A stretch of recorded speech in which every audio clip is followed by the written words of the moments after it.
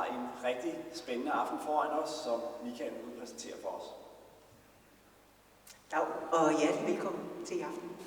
Det er Menneskefestival om drømme og visioner. Og i aften er det en aften med livshistorie. Vi skal først til Kina, bagefter til Syrien, og efter pausen, der skal vi til Gambia. Først kommer I til at møde Jan, og hendes liv er blevet dramatiseret. Vi skal høre om hendes liv, og vi skal høre uddrag af en tekst, der hedder De blå bjerge, bag de blå bjerge. Og det er Elisabeth von Rosen, som læser 4 scener fra det stykke, som kommer op på Verdens Mindste Teater i oktober, den 30. oktober. Jeg har skrevet det, jeg har også oversat den digtsamling, som Pêt Khorto udgiver i dag. Han kommer fra Syrien, kurder, og der bliver en samtale med ham. Og Ole Lemmeke læser 3 af hans digte. Ikke at være. Knive, pile, skjolde, hugger der, dagger der, svær, øjne, hekse, astrologer og mager digter.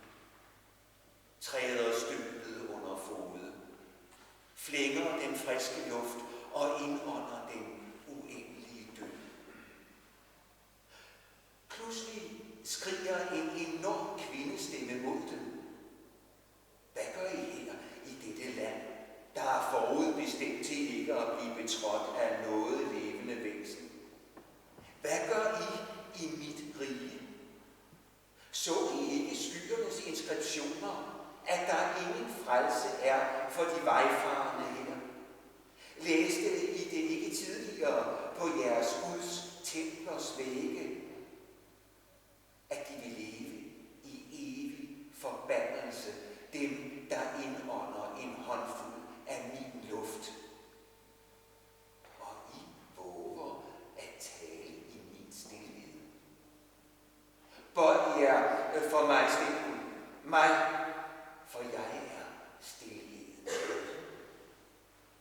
Ellers vil I blive til støv i vinden.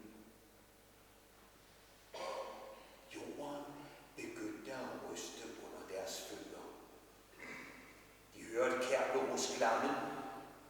Mundskinken hvisker. Vi er dine. En dreng råber. Vi er dine. En ridder råber. Tag mit sværd. En astrolog gør tegn. Tag mine gåder. Kentauren, det halve menneske, skriger højt. Tag mine vinger. En digter ler støjende. Leende peger han mod guden. De stirrer bestyrtet på ham og siger forskrækket: Hvad tænker du dog på, fjols? Du, blækkets efterkommer. Well, Jan, what about your childhood? You had a different childhood than we just heard about. Which I just was around all the time with books, and especially with communism books. So it was always the red color, which is all around. And in the Middle East, when the communism came to there, it was mostly the intellectual people who were involved in that. So always my dad was trying to make me in this line also. But I was always getting these comments about you have to be like your older brother. And I think that's common all over the world. So I was always trying to find my own ways to explain myself. So when you have ways, you get options. And when you get options, you have possibilities. And when you get the possibilities and you are a very young child, you become a bad boy. So I was this unpredictable boy for the family. Well, but then you began school and you chose journalism in What about that?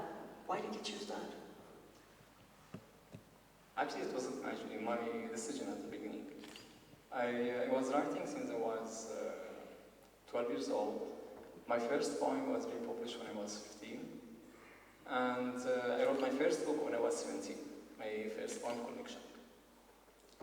So I got a lot of friends and families. They were always saying, "It's just good for you. It's just you to be a writer or to study journalism." So I got the support from family and from friends, and I was more interested in theater and in art and music. Why not? So it was just started when I was 19 years old. So I had like 2 years without studying. This was following reading and making my own library. But then you became political. What happened? In Syria, especially for the Kurd situation in Syria, when you start being in university, you have this community where most of the time you have the discussion about so what we have to do, what should we do, and how the situation should be. So usually it was this evening in university where we can just meet each other secretly, or we can just say like underground. And we're discussing and we're writing, we're publishing a lot of stuff. So in my first year in university, me and other friends, we were preparing to publish a Kurdish magazine, which was forbidden in Syria because you're not allowed to speak in Kurdish or to use your culture or anything connected to your culture or tradition as a Kurd. So in this atmosphere which I was in, this feelings of nationality and you have to do something, you have to be helpful for this Kurdish history we are living in now.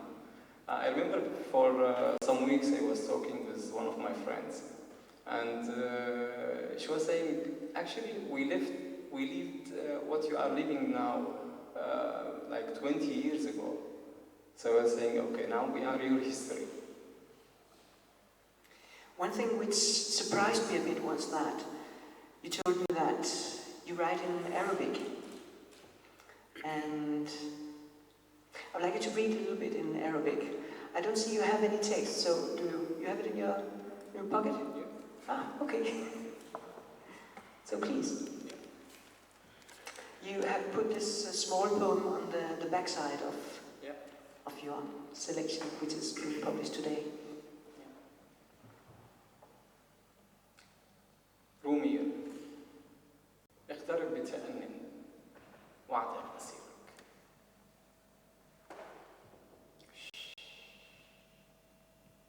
امشي بتعودة بمحاذاة جدارك. حذر من الضوضاء لا توقظه. لا تخل برؤاه فهو ما زال يحاول بأن يتفادى الوجود. امشي خلسة كلص اقترب. واسرق الأنقاض من الفضاء حوله ودعه. دعه فيه لنفسه. للاوعي الذي لا يدركه دعه. للوجود الذي يقصده. للحقيقة بأن يكون موجودا دعه. امشي كوهم كطيف كشبح لا تهوس. فهو مليء بالعويل على الإيقاع. امشي كوهم كطيف كشبح لا تهوس. فهو مليء بالعويل على الإيقاع. تلك التي تتراقص رؤاه بها. تلك التي تتراقص رؤاه بها. تلك الأنشودة. إنشودة وجوده غير معقول.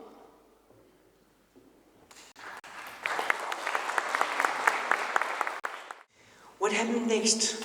Because you had a difficult period after that. because stating a political point of view being a Kurd in Syria was not easy at that time, and still is not easy. What happened?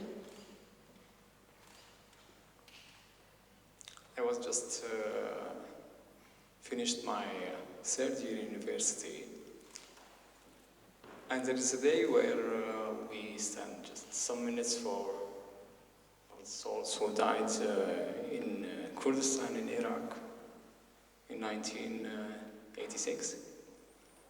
So usually every year at that time, around 11 o'clock, we stand these 5 minutes and hundreds of people gather in that place.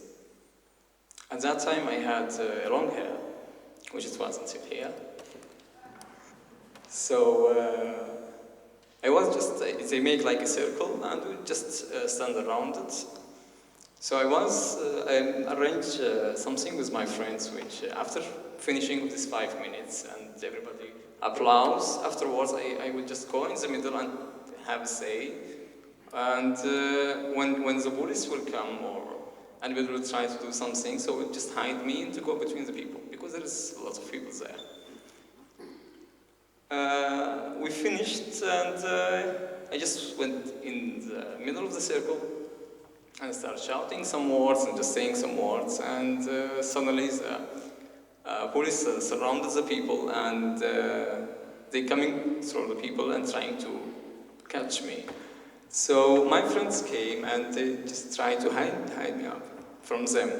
But unfortunately, because I have this long hair, so they were seeing me from a long way.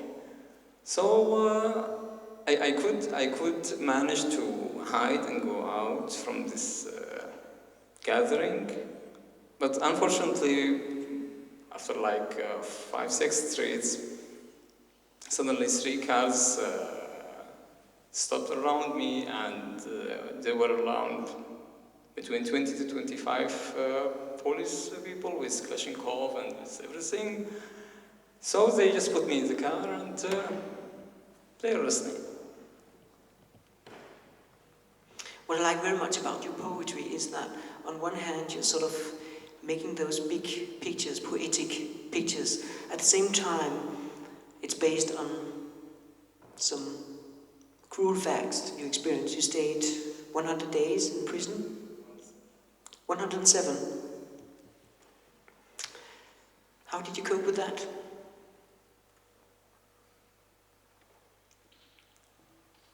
Actually, the first 4 days I was in a place, I was thinking, is it a dream or just something it's like a vision, or is it just real? But the way they were treating me, it was really kind of showing me that it's real. So in the first days they broke my leg, and absolutely in Syria when you be in a prison, there's no doctor and there's nothing. So I had to heal myself by myself. So I stayed this 107 days without any kind of medicine or anything. So after these 4 days, he took me to the capital, to Damascus, and I stayed 73 days in a room without light. It was 1.5 and 3/4 meter. I stayed inside there 73 days. Yeah, it was pretty unbelievable. But most of the time, actually, when they were taking me for investigating or torturing or anything, most of the time I was just smiling or laughing, and that was the reason which they were more hard with me, because usually you just become pity and just ask them please and didn't do anything, or this kind of comments. But I wasn't like that. So it was for me it's a good experience actually. I don't think about it like a negative thing in my life or a black spot for me, because now I can understand the feeling of these people who was in prison in Syria, who were trying to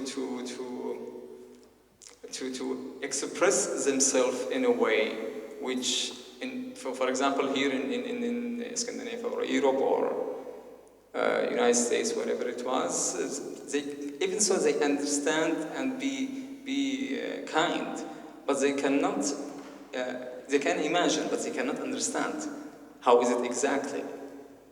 So for me, I use it in an optimistical way, which is giving me more energy every day when I wake up, for example, when I study, when I read, when I write, when I have my plans. It's something like pushing me to do more and more and more. Let's hear another one of your poems as a closing. Jeg skriver om mit hjemland, om en nation og et land, skriver jeg. Samler brændende øjeblikke med fantasiens kraft. De forhudte sammen. Synger dem ud. Hårdt for at demonstrere foran vagternes hule.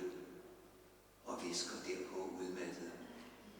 Ved dine bjerge og dine liljers læber.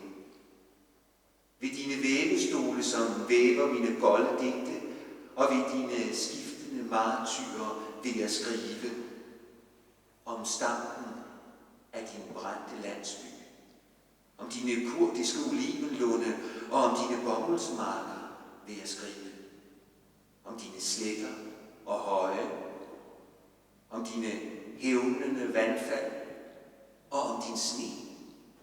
Jeg vil skrive og skrive og skrive, og så synge mine digte ud højt, og ryge, mens jeg brydes med min hukommelse, og forsøger jeg til intetgøre tid og rum, og mærke afstanden fra Sandholm til jer. Jeg vil råbe og skrige. Jeg vil vælte himlens søjler. Jeg vil sende jer mine profeter for at plante digte østpå til at leve i, for at fuldende Saras lære og vor forsvundne riges tro. Jeg skriver om mig selv. Om de ensomme gader, skriver jeg. Vandrer i byers gader. Som et digt står det skrevet på ham, at han intet hjem har. Vandrende med hængende skuldre. Fødderne, der forsøger at udslette hans morderiske ensomhed.